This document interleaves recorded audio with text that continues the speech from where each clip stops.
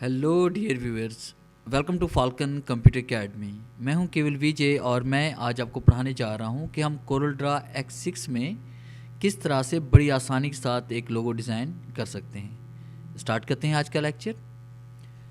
सबसे पहले आपने कोरल ड्रा में टूल बॉक्स से रेक्टेंगल पे आपने क्लिक करना है और कंट्रोल प्रेस करते हुए हमने यहाँ पे एक बॉक्स क्रिएट करना है।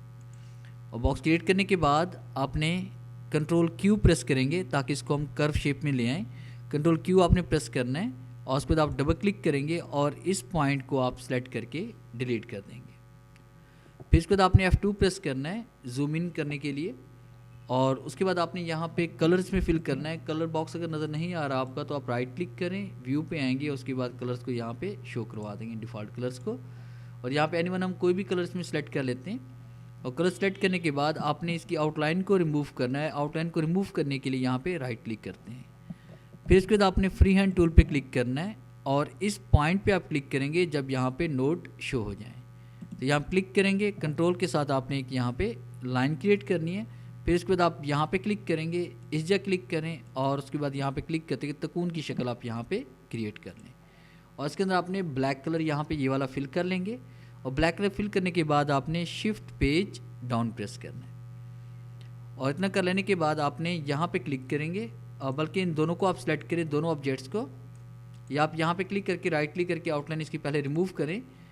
इन दोनों ऑब्जेक्ट्स को आप सेलेक्ट करेंगे और कंट्रोल G यानी ग्रुप कर लेंगे, या राइट क्लिक और ग्रुप हम तब भी इसमें कर सकते हैं। F3 प्रेस करें और यहाँ पे क्लिक करें। क्लिक करने के बाद कंट्रोल प्रेस करते हुए इसे राइट क्लिक करके हमने इसे दूसरी तरफ मूव कर देना है।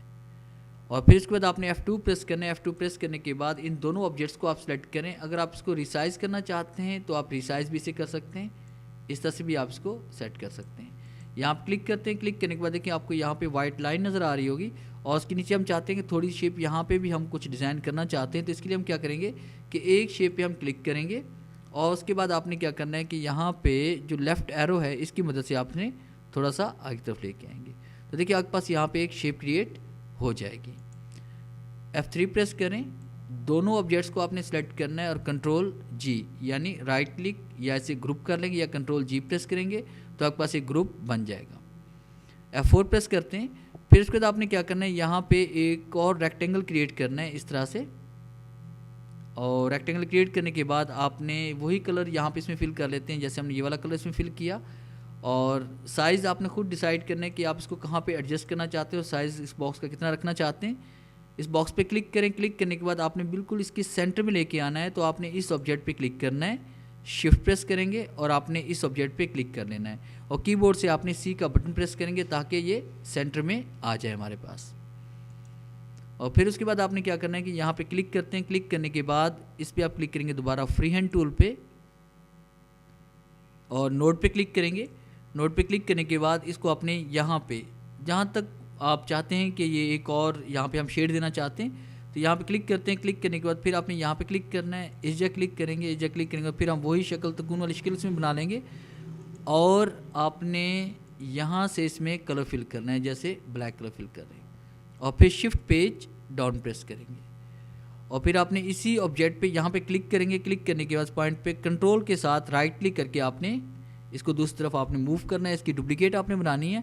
फिर आप इसको यहाँ पे एडजस्ट करने के लिए आपने कीबोर्ड से शिफ्ट का बटन प्रेस करना है और उसके बाद आप यहाँ पे क्लिक करेंगे और उसके बाद कीबोर्ड से आपने R प्रेस करना है। R जैसे प्रेस करेंगे तो ये ऑब्जेक्ट यहाँ पे एडजस्ट हो जाएगा। फिर आप यहाँ पे क्लिक करें, शिफ्ट पेज डाउन प्रेस करें तो आपके पास देखिए यहाँ पे इस तरह से ये शेप क्रिएट हो जाएगी। और फिर उसके बाद आप इसके अंदर डाटा टाइप करना चाहते हैं। डाटा टाइप करने के लिए हमने यहाँ पे टेक्स्ट टूल पे क्लिक करना है, इस जगह क्लिक करते हैं। क्लिक करने के बाद आपने यहाँ पे टाइप किया, जैसे कि मेरे इदारे का नाम है फाल्कन कंप्यूटर एकेडमी तो मैं यहाँ पे इसमें टाइप कर रहा हूँ FCA यानी फाल्कन कंप्यूटर एकेडमी। और उसके बाद यहाँ पे क्लिक करते हैं। कोई भी इसमें कोई अच्छा सा फॉन्ट स्टाइल हम सेलेक्ट कर लेते हैं, जैसे हमने ये वाला फॉन्ट स्टाइल इसमें सेलेक्ट कर लिया। अगर आप चेंज करना चाहते हैं तो फॉन्ट स्टाइल अपनी मर्जी से कोई भी आप चेंज कर सकते हैं, बहुत सारे फॉन्ट स्टाइल्स हैं हमारे पास। तो कोई भी फॉन्ट स्टाइल आप यहाँ पे सिलेक्ट करके इसमें अप्लाई कर सकते हैं। ये फिर शिफ्ट के साथ आपने इस ऑब्जेक्ट पे क्लिक करना है और C प्रेस करेंगे ताकि ये सेंटर में आ जाए हमारे पास। यहाँ पे क्लिक करके हम इसका कलर वगैरह चेंज कर सकते हैं, जो भी कलर अप्लाई करना चाहते हो यहाँ से हम अप्लाई कर सकते हैं। और फिर इसके बाद हम यहाँ पे क्लिक करते हैं और क्लिक करने के बाद कंट्रोल के साथ राइट क्लिक करके हम इसकी कॉपी क्रिएट करते हैं। और उसके बाद हम चाहते हैं कि यहाँ पे कंप्लीट हम एब्रीविएशन वगैरह इसमें टाइप कर लें, तो वो भी हम यहाँ पे कर सकते हैं। कोई भी टेक्स्ट हम यहाँ पे सिलेक्ट कर लेते हैं, फ़ॉन्ट स्टाइल, जैसे कि हमने ये वाला स्टाइल इसमें सेलेक्ट किया। और उसके बाद हम डबल क्लिक करते हैं, इस तहरीक को सिलेक्ट करते हैं और यहाँ पे इसमें टाइप करते हैं falcon computer academy. Caps lock of करते हैं, फाल्कन कंप्यूटर अकेडमी। एरो पे क्लिक करते हैं, उसके बाद यहाँ पे फ़ॉन्ट साइज़ का कम करते हैं। जैसे मैंने फ़ॉन्ट साइज़ यहाँ पे 9 कर लिया, F4 प्रेस करते हैं और उसके बाद इसको रीसाइज हम ऐसे भी से कर सकते हैं ये। और शिफ्ट के साथ फिर आपने इस ऑब्जेक्ट को सिलेक्ट करना है, C और E प्रेस करेंगे ताकि ये बॉक्स के बिल्कुल सेंटर में आ जाए हमारे पास। तो यहाँ पे राइट क्लिक करके आप इसकी आउटलाइन भी चेंज कर सकते हैं। और यहाँ पे क्लिक करके शिफ्ट के साथ आप इन दोनों को सिलेक्ट करें, राइट क्लिक करके इसकी आउटलाइन यहाँ पे चेंज कर लें। वाइट रखनी तो वाइट आउटलाइन आप यहाँ पे इसमें एडजस्ट कर सकते हैं। F4 प्रेस करेंगे और बल्कि शिफ्ट F4 प्रेस करें और तमाम ऑब्जेक्ट्स को इस तरह से आपने सेलेक्ट करना है। तमाम ऑब्जेक्ट्स को सिलेक्ट करने के बाद आपने कीबोर्ड से कंट्रोल G प्रेस करना है या फिर राइट क्लिक और आपने इसे ग्रुप करना है। और कीबोर्ड से आप P का बटन प्रेस करेंगे ताकि ये सेंटर में आ जाए।